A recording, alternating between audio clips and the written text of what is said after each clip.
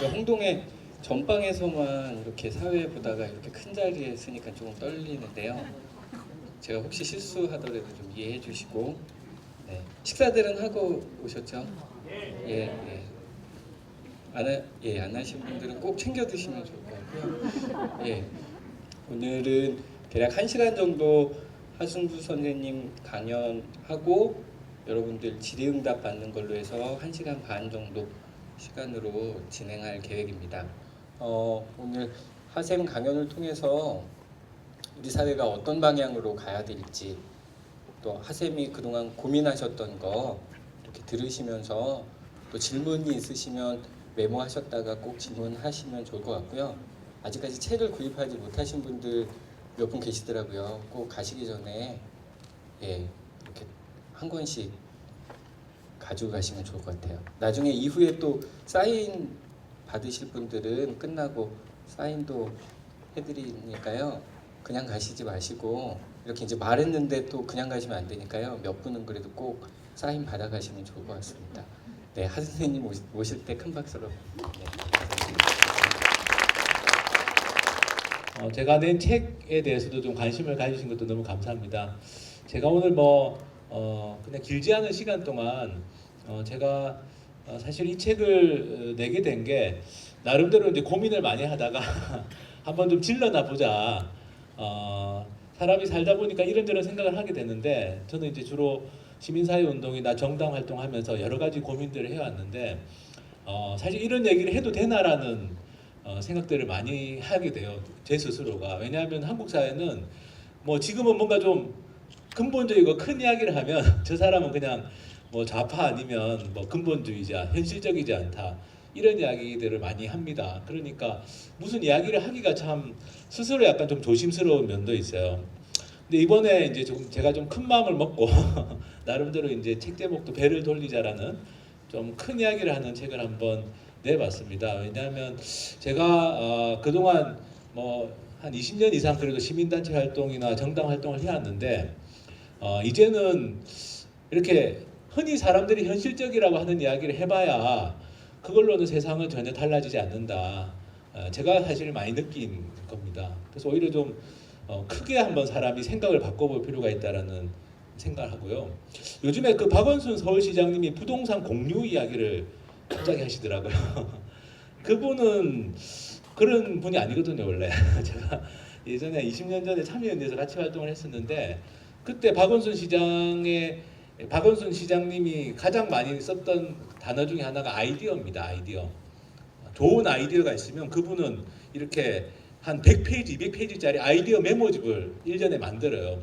연말에 이제 그 참여연대 시민단체 활동가들한테 그 100페이지, 200페이지짜리 자기가 메모한 아이디어를 줍니다. 그분은 스스로를 워크홀릭이라고 부르는 분이에요. 잠을 안 자는 것 같아요, 실제로.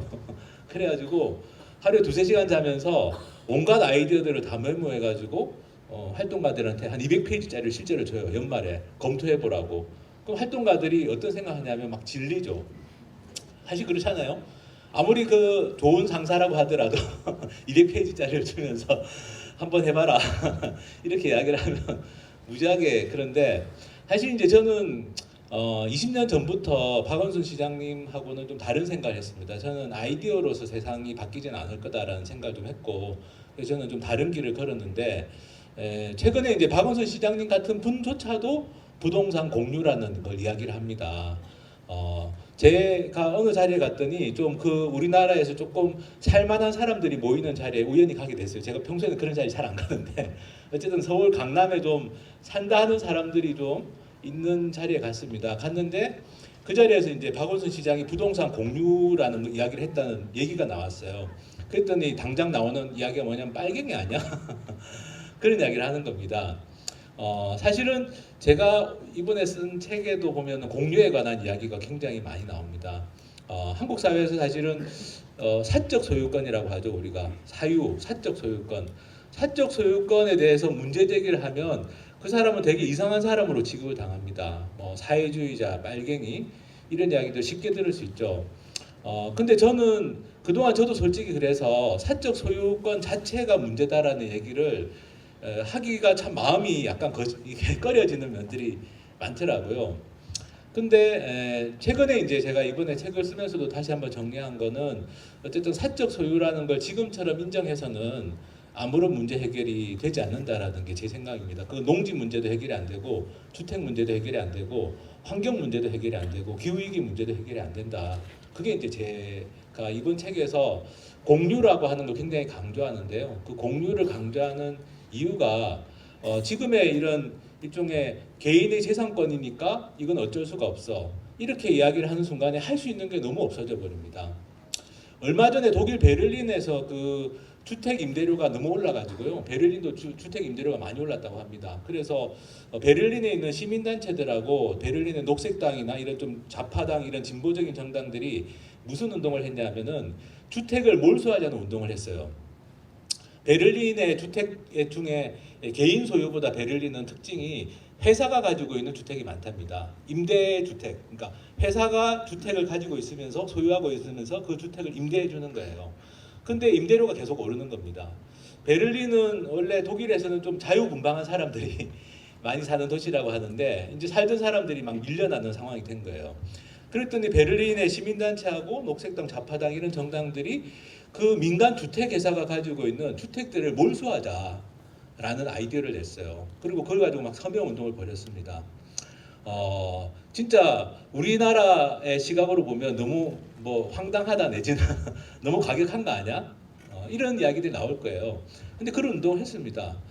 결론은 몰수를 하는 것까지는 안 됐어요. 그렇지만 5년간 주택 임대료를 못 올린다, 동결한다라는 것까지는 법이 통과가 됐습니다.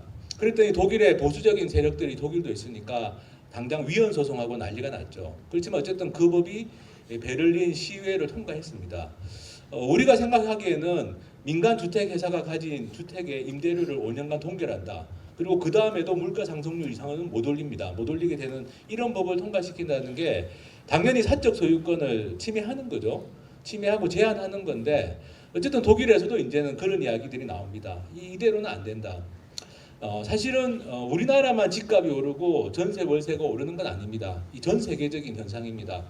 우리가 흔히 신자유주의라는 걸 이야기하는데 신자유주의의 특징이 뭐냐 하면은 금융하고 부동산으로 불로소득이 많이 생기는 게 신자유주의의 특징입니다. 우리만 집값이 오른 게 아닙니다. 미국도 올랐고 영국도 올랐고 독일도 올랐고 세계 여러 나라들이 신자유주의라는 게 휩쓸게 되면서 다 올랐어요. 결국에는 돈을 어떻게 버냐? 사람들이 예전에는 일을 해서 직장을 가지고 일을 해서 돈을 벌거나 자기가 노동을 해서 농사를 지어서 돈을 벌었다면 이제는 그 돈보다 훨씬 많은 부분들이 부동산이나 금융으로 돈이 생깁니다. 그걸로 돈을 버는 사람, 그걸로 벌어들이는 돈들이 일해서 버는 돈보다 훨씬 많아진 게 신자유주의 특징이에요. 우리나라만이 아닙니다. 근데 대한민국은 뭐가 다르냐? 정도가 너무 심하다는 게 다릅니다. 지금 서울의 아파트값 보십시오. 평당 1억 원 넘은 아파트들 수두룩하죠. 아까 제가 말씀드린 그 서울 강남에 좀 산다는 분들 모임에 저도 오랜만에 그런 모임에 한번 갔었거든요. 무슨 심사를 해달라서 갔는데 오랜만에 그 모임에 갔는데 그 모임에서도 정말 재미있는 현상을 발견했습니다. 그 모임에 온 사람들 중에 서울 강남에 집이 있는 사람과 전세 사는 사람이 있었어요.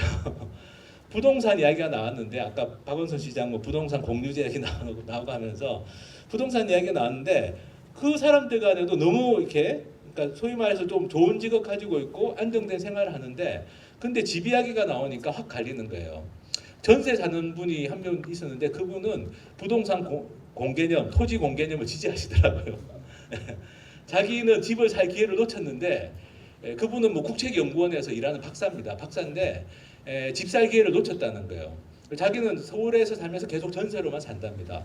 근데 자기 주변에 집 살 사람하고 자기의 이 격차라는 게 이렇게 벌어질 줄은 몰랐다는 거예요. 이렇게 심하게 벌어질 줄은.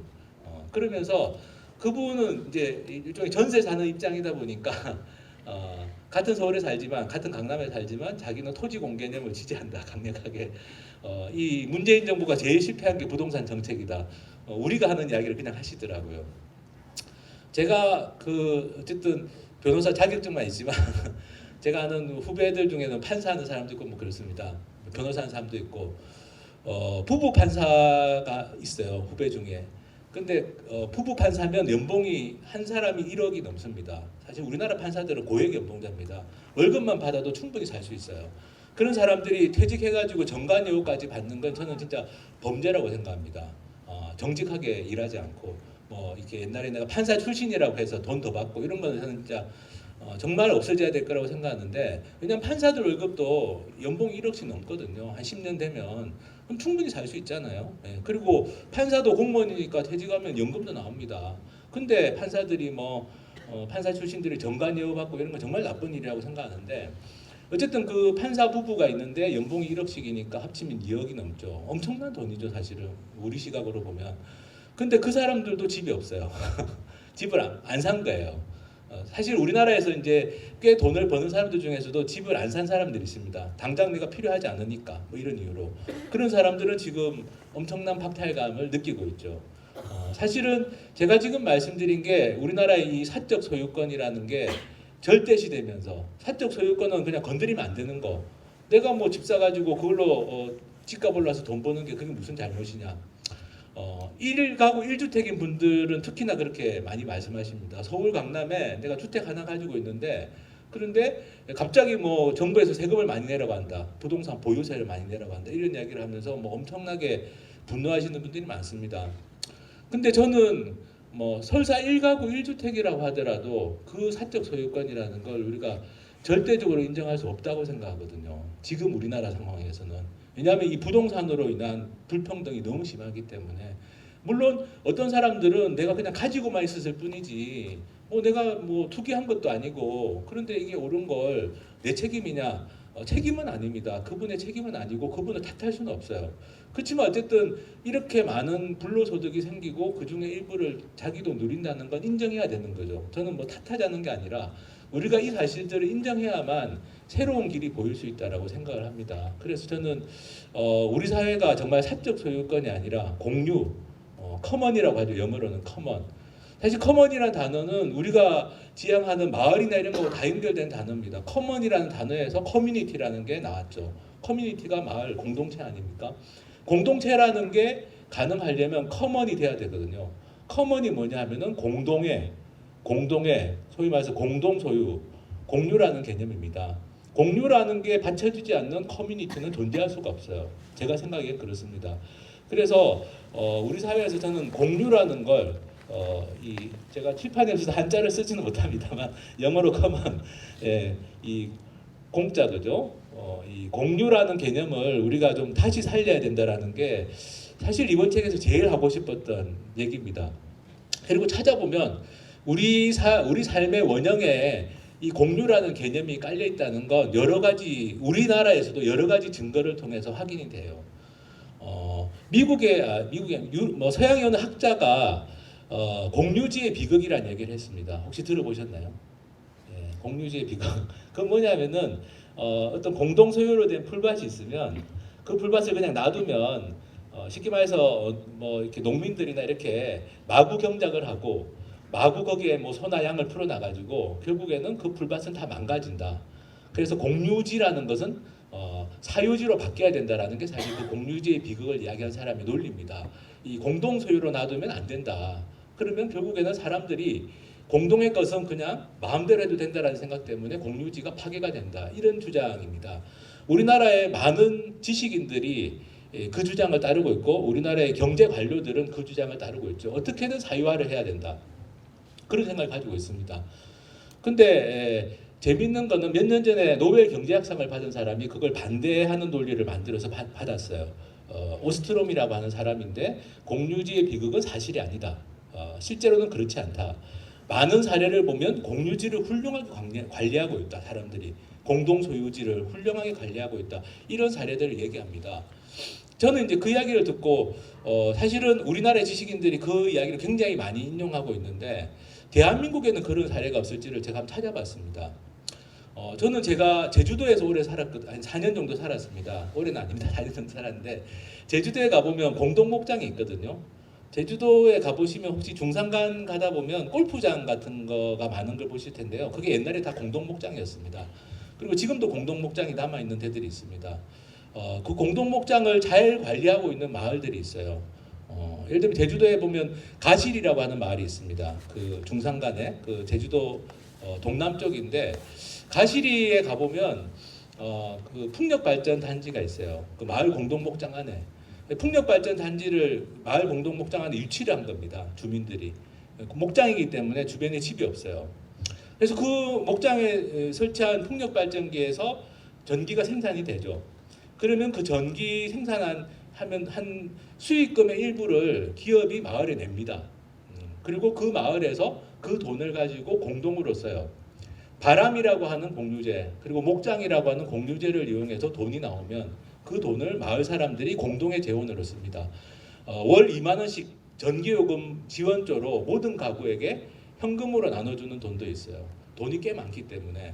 그래서 그런 우리가 공유라고 하는 걸 잘 관리하고 있는 사례들이 우리나라에도 많이 있습니다. 저는 이제 서남에 있는 섬에 관심이 좀 많은데요. 섬이 왜냐하면은 섬이라는 곳 자체가 굉장히 척박한 환경이었기 때문에 사람들이 서로 도와가면서 살았던 지역이 많습니다. 서남의 지역에 보면은 자연산 미역을 채취하는 섬들이 있습니다. 때가 되면 그러면 이제 외지에 나갔던 자식들까지 들어와 가지고 자연산 미역을 낫으로 배 가지고 채취를 하는 거예요. 그게 돈이 되기 때문에 지금은. 근데 그 자연산 미역을 채취한 다음에 분배하는 방식이 굉장히 재미있습니다. 서남 해안의 여러 섬들에서 발견되는 방식인데요. 자연산 미역을 이렇게 막 채취합니다. 그러면 뭐 그게 엄청난 양이 채취가 되죠. 하루에 채취를 해도. 그러면 예를 들어서 10사람이 채취를 하면 그 미역 쌓여 있는 덩어리를 10덩어리로 배분하는 거예요. 나누는 거예요. 눈대중으로 대충 그냥 막 던집니다. 그래가지고 대충 한 10덩어리로 나눈 다음에 그러면 그 10명이 작업을 했으면 그 10덩어리를 나눠야 되잖아요. 근데 그 중에는 일을 잘하는 사람도 있고 일을 못하는 사람도 있고 작업을 또 나이가 많으신 분도 있고 나이가 적으신 분도 있습니다. 그러면 이걸 어떻게 나눌 거냐, 이 10덩어리를 누가 이걸 가져갈 거냐. 또 10덩어리가 똑같지 않죠. 어떤 덩어리는 좀 실하고 어떤 덩어리는 좀 양이 좀 적을 수 있습니다. 그럼 이걸 어떻게 분배하느냐라는 게 문제가 되는데요. 혹시 그거 분배하는 거 어떻게 하는지 아시는 분 계세요? 미역 덩어리 분배하는 방법 보신 분? 우리나라 영상에도 좀 나왔는데 어떤 방법을 쓸까요? 어쨌든 일을 잘한 사람 못한 사람 다 있는데 처음 나온 사람도 있고 작업에 어떻게 이거 10덩어리를 어떻게 누가 어느 걸 가져갈 거냐, 이 분배하는 방식이 굉장히 민감한 문제입니다. 어떻게 생각하면 하루 동안 열심히 일했는데 누가 좋은 걸 가져가느냐, 상대적으로 좋은 게 있으니까 어떻게 하냐면 제비뽑기를 합니다. 제비뽑기. 실제로 이름을 써가지고 제비뽑기를 하고 아니면 어떤 섬은 신발을 다 벗게 해요. 한 짝씩. 그리고 그 신발을 던지는 역할을 하는 사람이 있습니다. 안 보고 이렇게 뒤로 돌아가지고 던지는 거예요. 그래가지고 자기 신발이 떨어진 미역 덩어리가 자기께 되는 거예요. 사실은 제가 지금 말씀드리는 게 노벨 경제학상에서 소개된 사례보다 더 훌륭한 겁니다. 제가 보기에는. 이 자연산 미역이라는 공유제잖아요. 이 자연이 가져다 준 선물이라고도 할 수 있죠. 바위에 미역 씨앗들이 붙어가지고 자라서 그 자연산 미역을 수확을 했습니다. 이거는 뭐 어느 누구의 것도 원래 아니죠. 공동의 것입니다. 공유제죠. 그야말로 공유인데 이렇게 나온 것들을 나누는 방법도 정말 공동체적인 방식인 거죠. 옛날 방식 그대로 그냥 뭐 제비뽑기 우연성에 의해서 그래서 가져가는 겁니다. 그걸 가져가는 사람들한테 물어봐요. 방송에서 취재를 가가지고 불만이 없냐 이렇게 나누는 방법에 대해서. 그랬더니 대답은 뭐냐면은 아니 너무 당연하다. 왜냐하면은 한 식구니까. 우리 마을 사람들은 한 식구니까. 그리고 뭐 누가 좀 덜 가져가고 누가 덜 가져가고 그런 거가 아니고 자기가 보기엔 이게 가장 공평한 방법이다. 이렇게 이야기를 합니다. 저는 이런 것도 우리 안에 남아있는 공유의 일종의 정신이라고 생각하거든요. 이런 공유의 정신을 어떻게 지금 살릴 거냐라는 게 저는 우리 사회가 풀어야 될 가장 중요한 첫 단추 중에 하나라는 좀 생각을 합니다. 그래서 그럼 대안이 뭐냐? 이미 이렇게 아파트 값은 올랐고 이미 전부 사적 소유권이라는 게 완전히 지배하고 있는 이 사회에서 그러면 이걸 바꿀 수 있는 방법이 있냐? 공유를 바꿀 수 있는 방법이 있냐? 이제 이런 질문들을 하실 수 있어요. 제가 나름대로 외국의 이론이 아니라 우리 역사의 여러 가지 근거나 사례들을 많이 찾아봤습니다. 그래서 제가 이제 책에서도 제안하고 있는 건 농지개혁 방법을 이용하면 된다.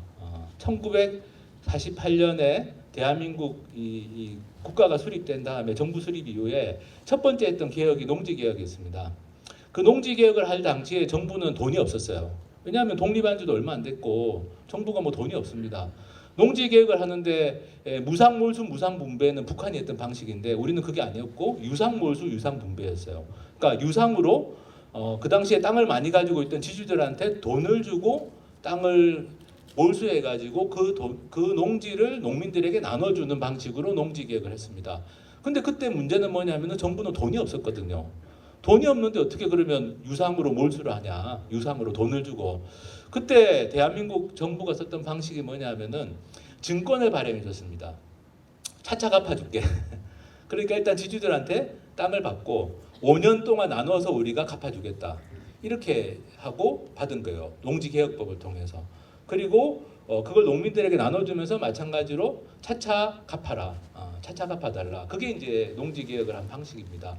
그래서 농민들한테 농산물로 받아가지고 그걸 이제 일종의 지주였던 사람들에게 5년에 걸쳐서 나눠주는 방식으로 했어요.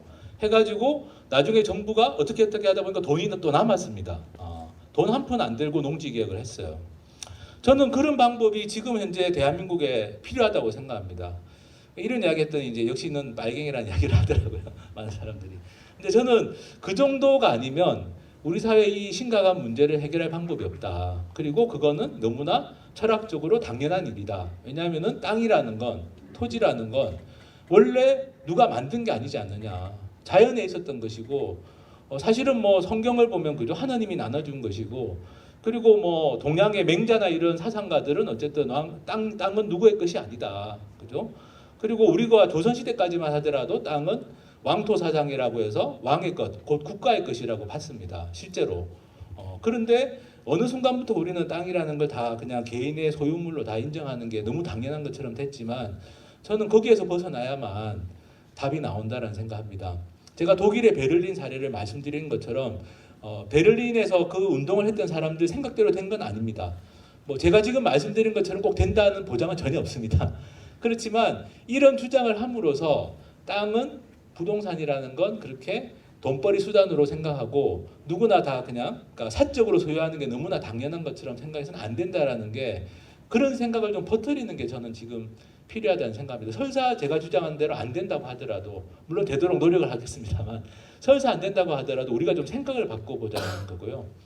그리고 사실은 땅이 개인의 소유인 게 당연하지 않다는 건 지금 대한민국 국토의 한 40% 가까이는 여전히 국유지 아니면 공유지입니다. 국공유지. 그러니까 국가 아니면 지방자치단체의 소유로 되어 있는 땅이 한 40% 가까이가 되고, 강원도는 절반 이상이 국유지입니다. 그러니까 실제로 우리는 땅이라는 게 다 그냥 개인이 소유하는 거라고 생각하지만 우리 주변에 보더라도 그렇지 않은 땅들이 많이 있거든요. 사실 그 땅들조차도 지금 제대로 관리를 못하고 있는 게 현실입니다. 그래서 저는 이제 어쨌든 좀 첫 번째로 말씀드리고 싶었던 게, 우리가 사적 소유라는 것에 대해서 한번 다시 생각을 해보자. 공유라는 거 한번 살릴 방법을 찾아보자. 근데 농촌 같은 경우는 지금도 공유가 많이 있죠. 마을 소유로 되어 있는 재산들도 있고, 사실은 농촌 같은 경우는 이 공유 개념이 여전히 남아 있는 부분들이 많이 있습니다. 그것이 지금 오히려 이상한 것처럼 느껴지는데, 개인 소유가 아니라 회사 소유가 아니라 공동 소유로 되어 있는 게, 오히려 저는 그것을 어떻게 좀 우리가 잘 살리고 확대해 나갈 것인지도 한번 지역에서 고민해 보면 좋지 않을까라는 생각하고요. 이런 이야기를 하면 이제 또 많은 분들이 이야기합니다. 대한민국 정치에서 이런 이야기가 통하겠냐. 왜냐하면 국회의원들 자체가 지금 굉장히 많은 부동산들을 가지고 있거든요. 실제로 자기 명의로 되는 것도 많은데, 제가 보기엔 자기 명의로 안 되는 것도 많을 겁니다. 그리고 국회의원들 재산 공개할 때마다 늘 나오는 게 뭐 서울 강남에 집을 가진 사람이 뭐 3분의 1이다. 뭐 농사도 안 짓는데 농지를 가진 사람이 뭐 3분의 1이다. 이런 이야기들이 나오잖아요. 실제로 국회의원들 상대로 작년에 PD수첩에서 다 조사를 했는데 농지를 가지고 있는 국회의원이 3분의 1 가까이 99명인가 나왔습니다. 근데 그 중에는 상속을 받은 농지도 있지만 그게 아니라 각종 불법이나 편법을 동원해 가지고 농지를 매입한 사람들도 꽤 많이 있는 걸로 나왔거든요. 근데 이런 것들이 문제는 뭐냐면은 잠깐 언론에 나왔다가 그냥 다 묻혀버립니다. 그리고 우리는 올해 4월 15일 날 선거를 할 때 또 그냥 당보고 찍거나 많은 유권자들은, 그러니까 그 사람이 과연 어떻게 재산을 만들었고 이런 문제에 대한 생각이 뭔지를 보질 않고 찍는 그런 투표를 하게 될 가능성이 많은데, 사실은 제가 지금 말씀드린 공유 개념을 살리려면 사실 한국 정치를 바꾸는 수밖에 없습니다. 혁명적으로 그것도 바꾸는 수밖에 없고 이런 얘기 자체가 CR이 안 먹히는 걸 바꿔야 되는 거죠. 그러려면 결국에는 이제 정치를 바꿀 수 있는 방법이 뭐냐? 저는 그게 선거제도 개혁이라고 믿었습니다. 지금도 믿고 있습니다. 선거제도를 바꾸는 거 말고는 다른 방법이 없다. 왜냐하면 선거를 할 때마다 느끼지 않습니까? 최선이 아닌 걸 알지만 차선 차악을 찍을 수밖에 없는 현재의 우리나라 선거제도. 이 선거제도로는 어떤 이야기도 좀 파격적인 이야기, 근본적인 이야기는 국회 안에서는 되게 어렵습니다. 법으로 법안을 발의하는 국회의원들 많은데요. 요즘에 이런 법안 저런 법안 발의하는 국회의원들 많은데 사실 저는 법안 발의를 아예 안 한 사람보다 법안 발의를 해놓고 책임지지 않는 국회의원들이 더 미워요. 솔직히 말씀드리면. 예. 뭐 우리 시민사회단체들이나 이런 데들이 요구하는 법들이 많은데 어떤 사람들은 아예 그런 거 안 한 사람들도 있습니다. 근데 제가 제일 싫어하는 사람은 솔직히 안 하는 사람이 아니라 법안 발의하는 신용만 해놓고 안 하는 사람입니다. 근데 실제로 제가 지금 말씀드린 부동산 문제나 주택 문제에 대해서 정책이 없었던 게 아닙니다. 그런데 그게 국회에서는 논의조차도 잘 안 되는. 예를 들면 제가 아까 말씀드린 주택 문제와 관련해서 정부가 좀 나서가지고 획기적인 정책을 만들자. 민주당도 사실은 그런 주장을 했었거든요. 2016년에 총선 때 민주당이 무슨 주장을 했냐면 1호 공약이 민주당 1호 공약이 기억하시는 분 있을지 모르겠습니다. 첫 번째 공약이 뭐였냐면은 국민연금 있죠. 국민연금 100조 원을 투입해가지고 주택을 정부가 매입해서 그걸 임대주택으로 제공하자. 그렇게 되면은 임대료도 낮아질 수 있고 공공성이 있는 주택이 많아지니까 좋지 않냐 이런 걸 1호 공약으로 했었습니다. 민주당 그 당시에 총선 기획단 이런 데서 만든 1호 공약이었어요. 그래서 많은 사람들이 그게 좀 되지 않을까? 근데 4년 동안 아무것도 된 게 없습니다. 이런 식으로 하는 게 대한민국 정치의 모습이죠. 그래서 저는 이런 걸 바꾸려면 선거제도를 바꾸는 수밖에 없다라고 생각을 했고 어쨌든 이번에 선거제도가 약간은 바뀌었습니다. 이 자리에 아마 녹색당이나 또는 다른 정당에 소속된 분들도 계실 텐데 이번에 바뀐 선거제도의 효과는 딱 두 가지로 볼 수 있습니다. 하나는 큰 정당 어느 한 군데도 단독으로 과반수는 못 차지한다. 그럴 가능성이 거의 높습니다. 예. 그래서 1등을 한 정당도 마음대로 할 수 있는 게 없게 되는 거죠. 과반수가 안 되니까 국회에서. 두 번째 효과는 뭐냐 하면은 3%를 넘기는 정당은 최소한 4-5석을 가져가고 그리고 지금까지 예를 들면 정의당이든 그전에 민주노동당이든 10석 넘기기가 힘들었습니다. 그런데 이제는 소수 정당들이 꽤 많은 의석들을 가져가게 된다. 이게 이제 이 두 가지가 바뀐 건데요. 이 두 가지가 바뀐 걸 의미를 제가 지금 말씀드린 예를 들면 부동산과 관련해서 이걸 공유 개념을 강화해야 된다. 토지 공개념 같은 걸 해야 된다. 그럼 많은 분들이 이게 되겠어라는 질문합니다. 되겠어? 이런 질문 하시는데 선거제도가 바뀌면 될 수도 있습니다. 된다는 보장은 없지만 될 수도 있습니다. 어떻게 되느냐? 제가 말씀드렸습니다. 1등을 한 정당이 단독으로는 과반수가 안 됩니다. 그러면 밑에 있는 소수 정당들, 의석이 작은 소수 정당들이 협조가 필요해요. 그럼 그 소수 정당들이 협조를 해줄 때 이런 걸 요구하면 됩니다. 토지 공개념을 확실하게 하지 않으면 우리는 협조 안 해주겠다. 기후 위기를 해결하지 않으면 협조 안 해주겠다. 그렇게 해서 불가능할 것처럼 같은 정책들이 채택이 되는 게 이 비례대표제라는 선거제도를 하고 있는 나라들의 현실입니다. 독일에서 탈원정부죠. 탈핵을 할 때 독일 녹색당이 5% 지지를 받았습니다. 5% 지지를 받았는데 1등을 한 정당이 사회민주당이었습니다. 사회민주당이 1등을 했는데 국회에서 과반수가 안 되는 거예요. 의석이 모자라는 거예요. 그래서 녹색당의 협조가 필요했습니다. 녹색당에서 뭘 요구했느냐? 탈핵하면 해줄게. 연립정부 같이 해줄게. 그때 녹색당이 5% 조금 넘는 지지율로 선거에 사실 참패한 거였어요. 녹색당 평소 지지율보다 덜 나왔습니다. 근데 그 덜 나온 지지율 가지고 배짱 있게 협상을 한 거죠. 탈핵 안 하면 아무것도 안 할래. 우리는 딴 데 가봐. 이런 식으로 된 거죠. 그래서 결국에는 사회민주당이 받아들였어요. 그래서 독일이 에너지 전환이 시작이 된 겁니다.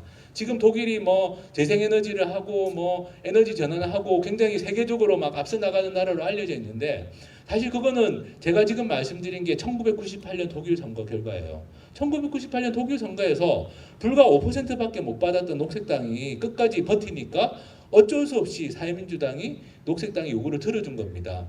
그런 정치를 통해서 바꿀 수 있는 게 선거제도 개혁, 제가 우리나라는 지금 아주 일부 이제 뭐 준연동형이라고 해가지고 이번에 된 게 뭐 매우 미흡하긴 합니다만 어쨌든 그 방향으로 나아가기 시작한 겁니다. 비례대표제라는 방향으로. 저는 지금 선거제도는 미흡한 게 많지만 그 방향으로 나아가기 시작했다는 게 저는 매우 중요하다고 생각을 해요. 그러면 아까 제가 말씀드린 허황된 것처럼 보이는 게 허황된 얘기가 아닐 수 있습니다.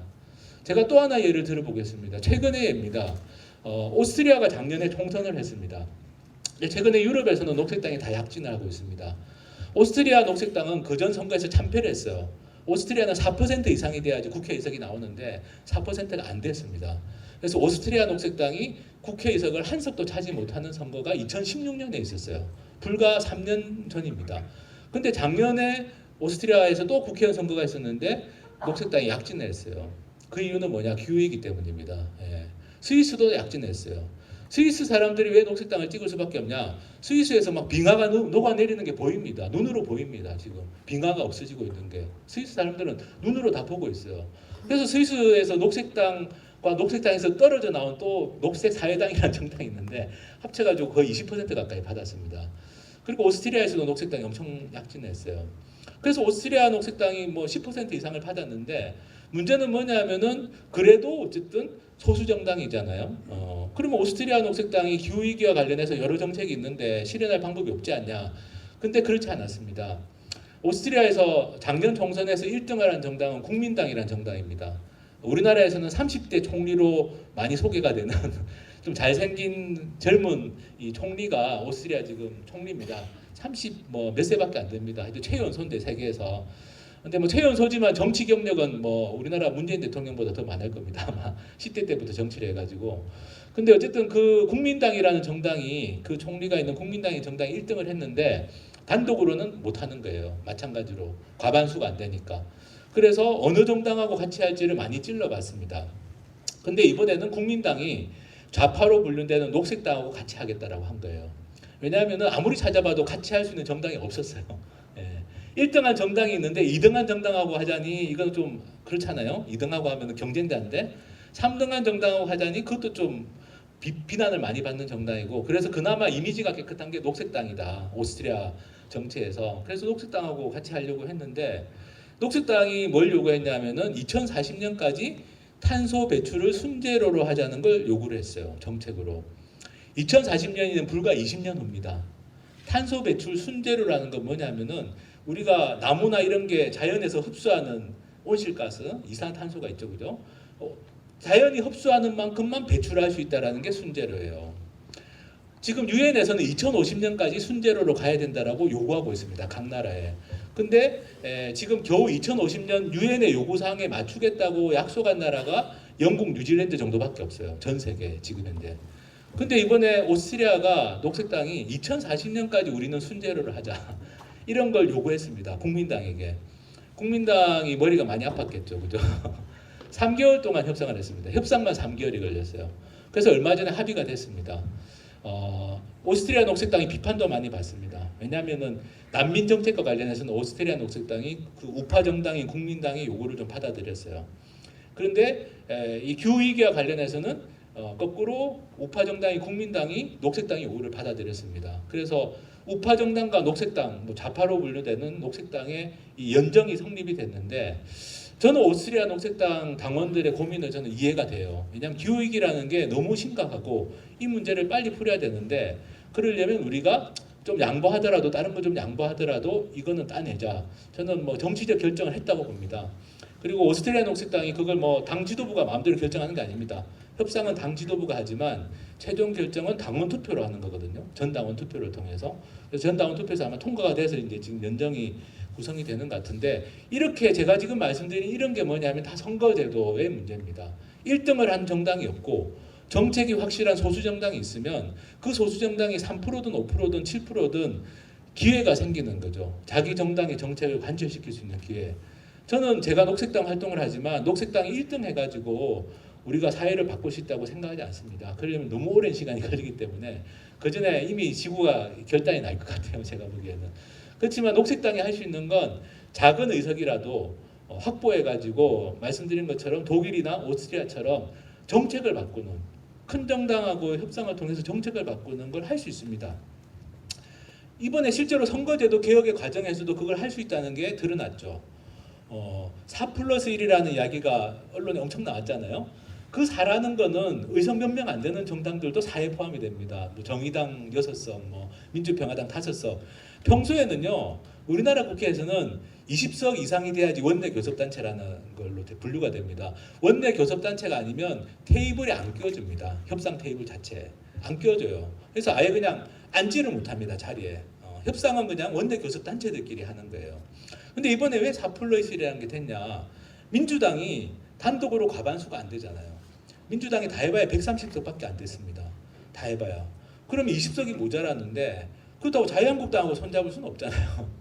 그러면 손잡을 수 있는 데가 빤합니다. 그러니까 130석을 가진 민주당이 20석이 모자라가지고 그 4개의 작은 정당하고 협상을 한 거죠. 그래서 선거법이랑 뭐 공수처법 이런 게 통과가 된 겁니다.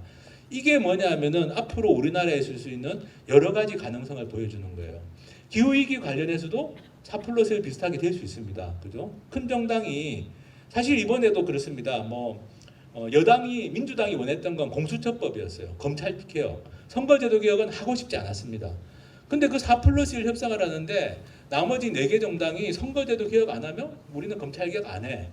그러니까 정부 입장에서는 여당 입장에서는 어쨌든 우리는 검찰 개혁 너무 하고 싶은데 거기다가 조국 사태까지 터지니까 더더욱 검찰 개혁 하고 싶어서 정말 안달이 났는데 다른 정당들이 선거제도 개혁 안 하면 안 한다고 하니까 그러니까 같이 할 수밖에 없었던 거거든요.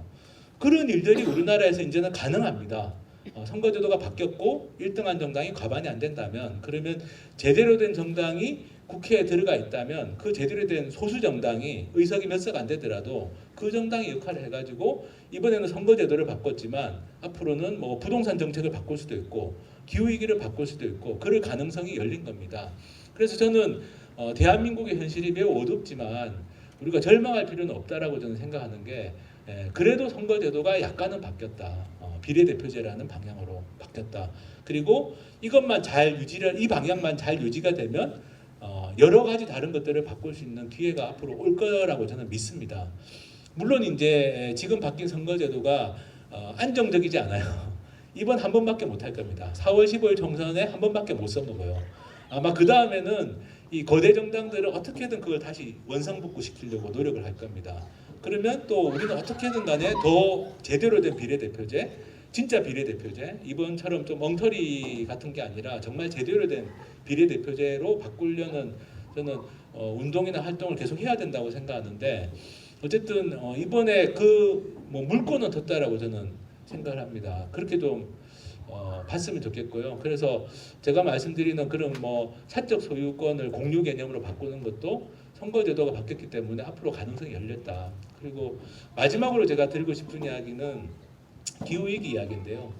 사실은 지금 미국하고 이란하고 서로 미사일 쏘고 난리 났습니다. 그죠? 지금 새해 첫부터 난리가 났는데 그게 결국에는 다 석유 문제죠. 석유 문제. 석유를 둘러싼 이권 때문에 계속 중동이 불안정하고 중동에 있는 많은 사람들이 희생당하고 있습니다. 지금 현재. 그런데도 여전히 어쨌든 석유 석탄 중심의 화석 연료라는 게 지금 이 지구를 지배하고 있는데 또 한편으로 보면은 지금 뭐 많은 분들이 언론 보도에서 보셨겠지만 호주에서 지금 산불이 나가지고 지금 아직까지도 안 꺼지고 있고 작년 여름에는 시베리아에서 산불이 나서 벨기에 면적을 불태웠습니다. 벨기에 면적의 숲이 사라졌어요. 그리고 생각보다 너무 빠르다는 걸 우리가 다 느끼고 있습니다. 그죠? 며칠 전에 제주도에서는 철쭉이 폈습니다. 뉴스 보셨는지 모르겠어요. 봄에 펴야 된 철쭉이 1월이 너무 따뜻해서 며칠 전에 제주도가 21도인가 뭐 그랬습니다. 그래서 1월에 철쭉이 피는 일이 벌어졌는데 이게 이제 앞으로 어떻게 진행이 될지 우리가 다 알 수가 없는 기후위기라는 게 이런 상황인데요. 사실 기후위기와 관련해 가지고 한국에서는 여전히 이걸 환경 문제로 보는 시각들이 있습니다. 근데 환경 문제로 보면 절대로 풀 수가 없어요. 우리나라에서 기후위기를 어느 부처에서 담당하는지 아시죠? 기후위기를 연구하고 정책을 고민하고 이런 정부 부처가 있긴 있습니다. 어디가 담당할까요? 처음에는 기상청이었습니다. 기상청. 진짜입니다. 기상청에서 기후위기를 담당했어요.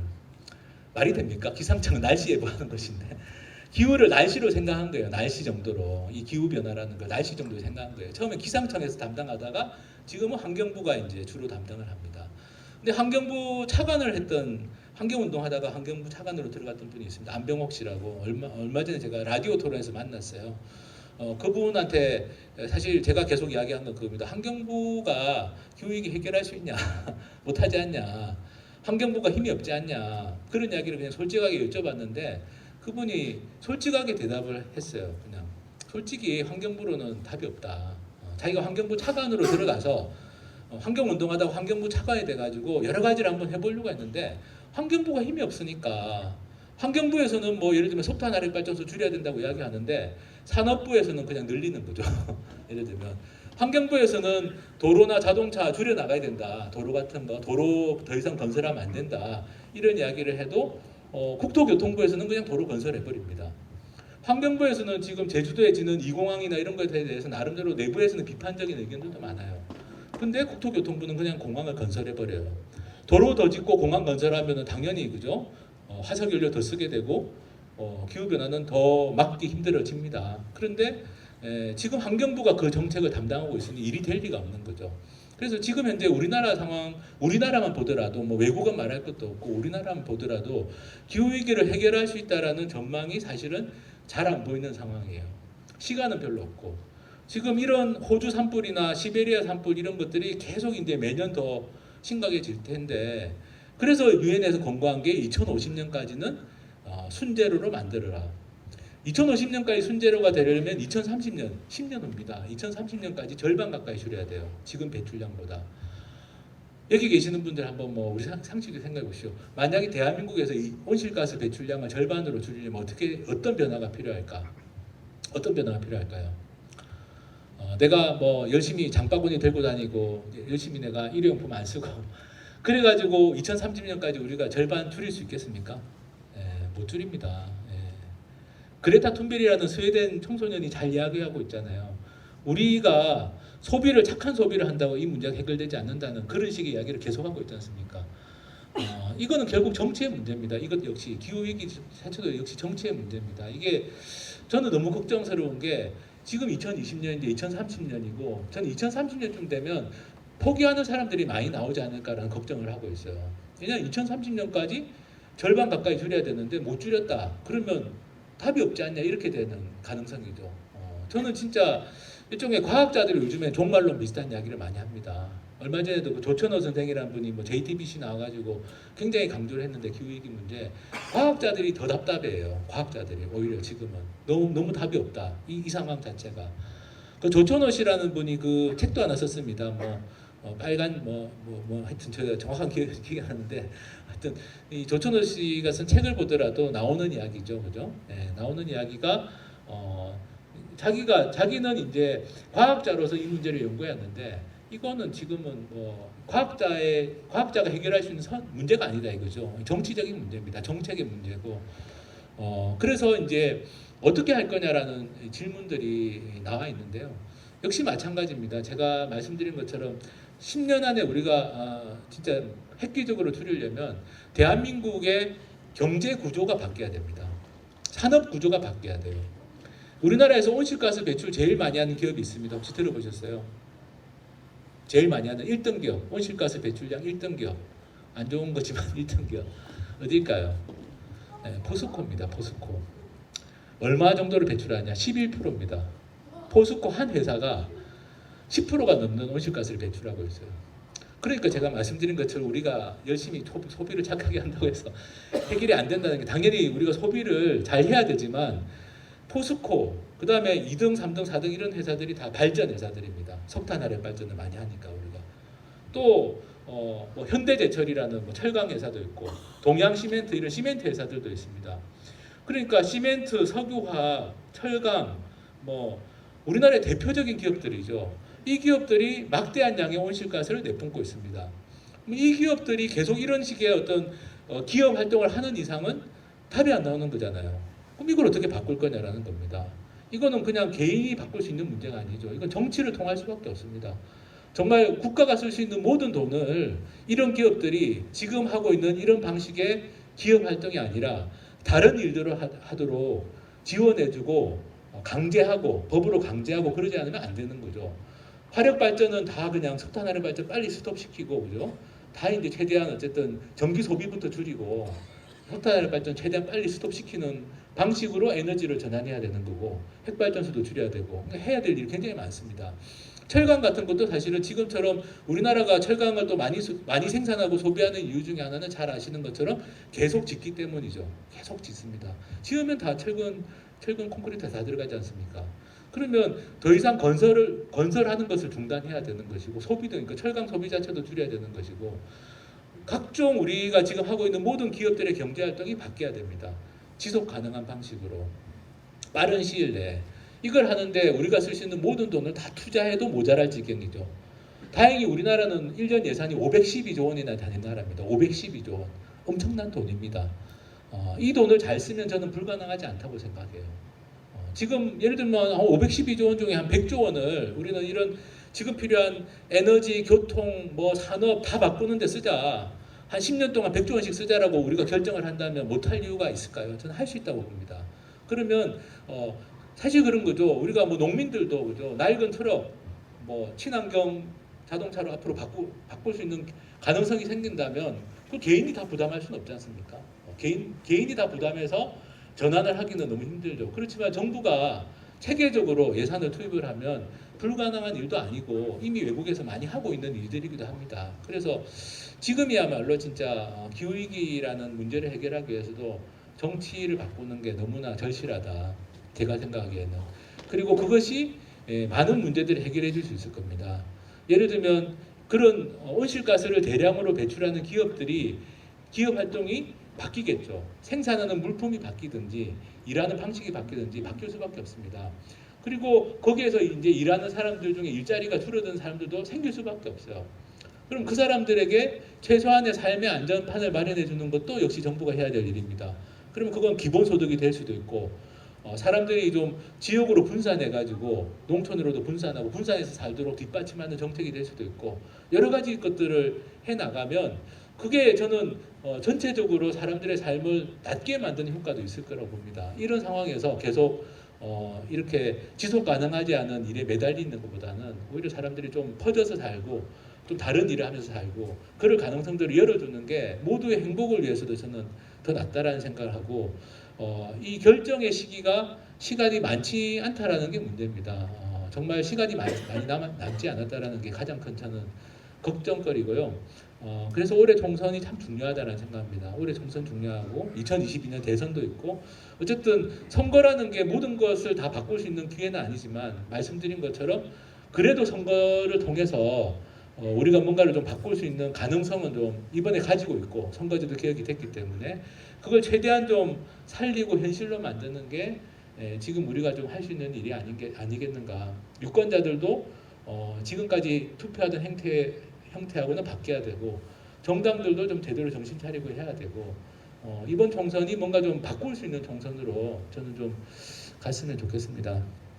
제가 뭐 떠들다 보니까 시간이 너무 많이 지나버린 것 같아서 우리 사회자께서 나오셔가지고 뭐 질문응답도 하신다고 해서요. 일단 제 이야기는 여기까지 드리도록 하겠습니다. 감사합니다.